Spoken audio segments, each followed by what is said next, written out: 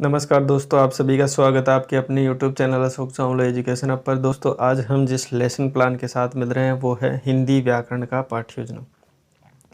दोस्तों, हिंदी व्याकरण की जो पाठ्य योजना उससे संबंधित आज हम बात करने वाले हैं। तो पहले इसका प्रकरण देखते हैं। प्रकरण है आज उपसर्ग। तो उपसर्ग से संबंधित पाठ्य योजना के बारे में आज हम बात करने वाले हैं। तो दोस्तों, पहले हम बात करते हैं इसकी ब्लैक बोर्ड स्किल से संबंधित बारे में।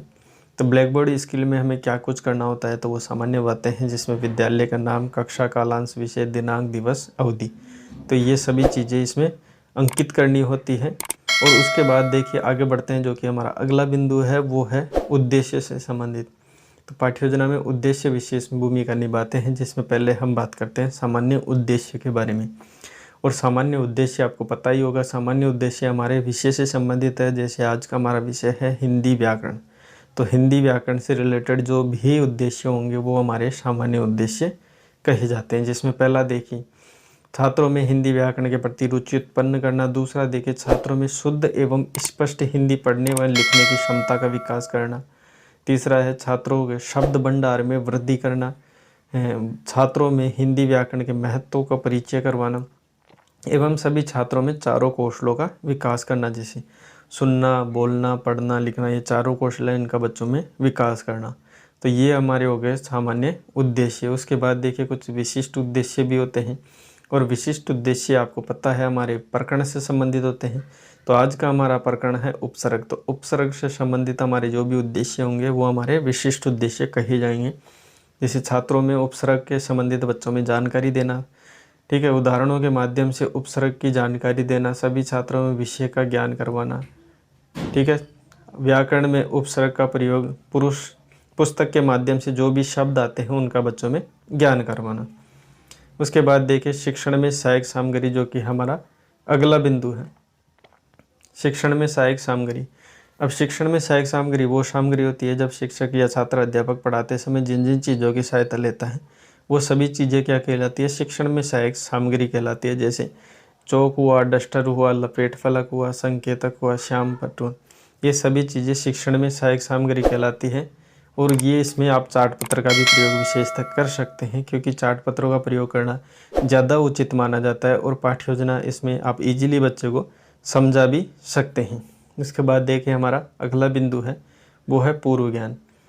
देखिए कोई भी हम पाठ्य योजना पढ़ाते हैं तो बच्चे को पूर्व ज्ञान जानना ज़्यादा आवश्यक होता है, क्योंकि हमारी जो पाठ्य योजना का प्रोसेस है वो पूर्व ज्ञान से नवीन ज्ञान की ओर चलता है, यानी सामान्य से विशिष्ट की ओर चलता है। तो बच्चों को कोई भी नवीन ज्ञान आज हम पढ़ाने जा रहे हैं उससे पहले बच्चों में पूर्व में क्या ज्ञान है उसके बारे में वो जानना है।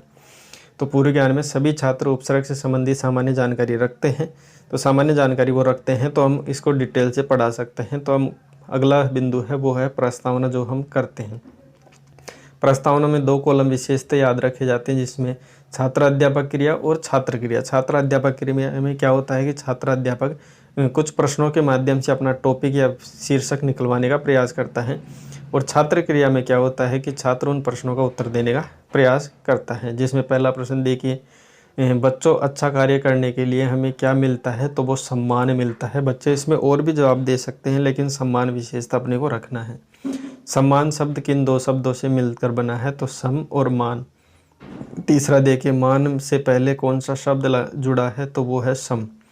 चौथा प्रश्न है सम शब्दांश क्या कहलाता है, तो सम शब्दांश उपसर्ग कहलाता है, क्योंकि बच्चों को इतना सा ज्ञान है कि कोई भी शब्द है उससे पहले जुड़कर अगर कोई आ रहा हो तो वो शब्दांश क्या कहलाता है, उपसर्ग। उपसर्ग के बारे में आप क्या क्या जानते हैं, तो बच्चे सारी डिटेल्स नहीं जानते हैं, इसलिए बच्चे समस्यात्मक यहाँ पे हो जाते हैं। जहाँ पे बच्चा समस्यात्मक होता है वहाँ पे उद्देश्य कथन किया जाता है छात्र अध्यापक द्वारा, जो कि पाठ्य योजना का अगला बिंदु है।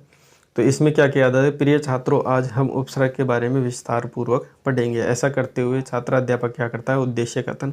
और जब उद्देश्य छात्र अध्यापक उद्देश्य कथन करता है उसी समय जो प्रकरण का नाम है जो ब्लैक बोर्ड पर लिख दिया जाता है, उससे पहले नहीं लिखा जाता है, ठीक है। ये चीज़ें आपको पता है। उसके बाद प्रस्तुतिकरण किया जाता है, जो कि पाठ्य योजना का सबसे महत्वपूर्ण बिंदु माना जाता है। इसमें 3 कॉलम विशेष रूप से बनते हैं, छात्र अध्यापक क्रिया, छात्र क्रिया एवं श्यामपट्ट कार्य। इसमें जो छात्र अध्यापक कथन जो पहला बिंदु है, इसमें छात्र अध्यापक संपूर्ण विषय वस्तु है वो रखने का प्रयास करता है। इसमें बच्चों को सब चीज़ें समझाता है, बच्चों के सामने प्रस्तुत करता है। और छात्र कथन में छात्र जो भी विषय वस्तु शिक्षक पढ़ा रहा है, छात्र अध्यापक या छात्र अध्यापिका पढ़ा रही है, उसको ध्यानपूर्वक सुनेंगे और जो भी मुख्य बिंदु है उनको नोट करते रहेगा। श्यामपट्ट कार्य में क्या होता है, छात्र अध्यापक संपूर्ण विषय वस्तु पढ़ाते पढ़ाते कुछ मोस्ट चीज़ें हैं जो ब्लैक बोर्ड पर लिखेगा बच्चों के सामने, और उन्हीं को बच्चे क्या करते हैं, नोटबुक में लिखते रहते हैं। तो ये विषय वस्तु आपके सामने दिख रही है, जिसमें उपसर्ग की पहले परिभाषा बताई गई है। हालांकि मैं इस चीज़ को बोल के ज़्यादा डिटेल से नहीं बताऊंगा, क्योंकि आपको दिख रही है तो आप इजीली इसको बना सकते हो। कहीं कोई समस्या आती है तो आप मेरे को कमेंट के माध्यम से पूछ सकते हैं, क्योंकि अगर मैं एक एक चीज़ खोल खोल के बताने लगा तो वो पाठ्य योजना ज़्यादा लंबी हो जाएगी। इसमें देखिए उदाहरणों के माध्यम से समझाने का प्रयास किया, जैसे राम स्वभाव से परोपकारी है, तो इसमें ये 4 क्वेश्चन के एक का मैं बता देता हूँ ताकि बाकी आप इजीली इसको कर पाएँ। तो इसमें राम स्वभाव से परोपकारी है, तो इसमें पहला देखिए रेखांकित शब्द कौन सा है, तो यहाँ परोपकार को रेखांकित किया गया है परोपकारी। परोपकारी शब्द का विच्छेद तो पर उपकारी। उपकारी से पहले कौन सा शब्द जुड़ा है, तो पर जुड़ा है। पर व्याकरण की दृष्टि से क्या है, तो वो पर क्या है, उपसर्ग है। वैसे ही अगला जो है, सीता ने विदेश का भ्रमण किया, तो यहाँ विदेश का भ्रमण किया, तो इसमें रेखांकित है, वही सेम प्रोसेस है, ये देख पा रहे होंगे आप। उसके बाद देखिए अगला जो उदाहरण है, राधा अति सुंदर है, इसमें अति उपसर्ग रहेगा। बाकी डिटेल्स आप यहाँ पे देख पा रहे होंगे। उसके बाद देखिए बोध प्रश्न व अभ्यास कार्य। इसमें देखिए बोध प्रश्न करवाया जाता है, यानी बच्चों से ऐसे प्रश्न किए जाते हैं कि संपूर्ण विषय वस्तु बच्चों को समझा दिए और उसकी डिटेल से भी समझा दिए, उसके उदाहरणों के माध्यम से भी समझा दिए। तब कुछ बोध प्रश्न किए जाते हैं जिससे बच्चे को ज्ञान करवाया जाता है कि आप देखा कितना समझे इस चीज़ को, वो जानने के लिए बोध प्रश्न किया जाए। बच्चे का इसमें अभ्यास भी हो जाता है, इसलिए इसे अभ्यास प्रश्न भी कहते हैं। इसमें ये कुछ शब्द दिखे हैं, ये 9 शब्द मैंने लिए हैं जो कि बच्चे को उपसर्ग का अभ्यास करने के लिए इसमें दिए गए हैं। तो ये चीज़ें आप देख पा रहे हो, यहाँ पे उपसर्ग कॉलम है, यहाँ पे इनका विभाजन यानी विच्छेद है, और ये पूर्ण शब्द हैं। तो ये देख पा रहे होंगे। वैसे कोई समस्या आने से नहीं है, लेकिन कहीं पे कोई समस्या आती है तो आप पूछ सकते हो। उसके बाद देखिए अगला बिंदु है जो कि मूल्यांकन है। मूल्यांकन में 4 से 5 प्रश्न विशेषतः किए जाते हैं, जो कि बच्चे को संपूर्ण पाठ का आधार मानते हुए ये प्रश्न किए जाते हैं। बच्चों का आकलन करने के लिए प्रश्न किए जाते हैं कि बच्चों को संपूर्ण विषय वस्तु है, पूरा पाठ है, वो कितना समझ में आया।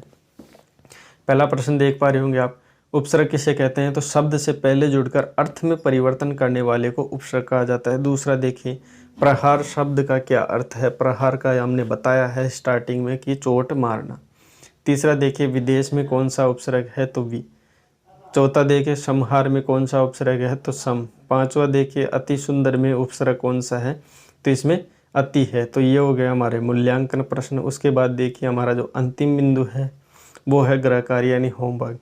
इसमें ऐसा प्रश्न रखा जाता है बच्चों के सामने जिसमें संपूर्ण विषय वस्तु को आधार मानकर प्रश्न दिया जाता है, ताकि बच्चा जो भी विषय वस्तु आज पढ़ा है उसका रिवीजन कर पाए। तो ऐसा प्रश्न इसमें रखा जाता है, जिसमें देखिए प्रश्न उपसर्ग को परिभाषित करते हुए उसके 10-10 उदाहरण लिख कर लेके आए। तो ऐसे मतलब उसमें उपसर्ग को परिभाषित भी बच्चा करेगा और उसके 10-10 एग्जाम्पल अपनी विषय वस्तु के जो भी है उससे आधार मानकर उसमें से लिख कर लेके आएगा।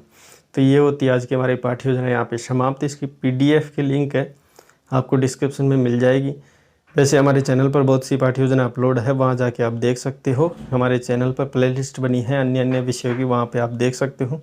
अगर फिर भी आपको वहाँ पे लेसन प्लान अगर कोई नहीं मिलता है, कोई टॉपिक पर नहीं मिलता है, तो ये हमारे व्हाट्सअप नंबर है, यहाँ पे आप व्हाट्सअप के माध्यम से विषय वस्तु भेज सकते हैं।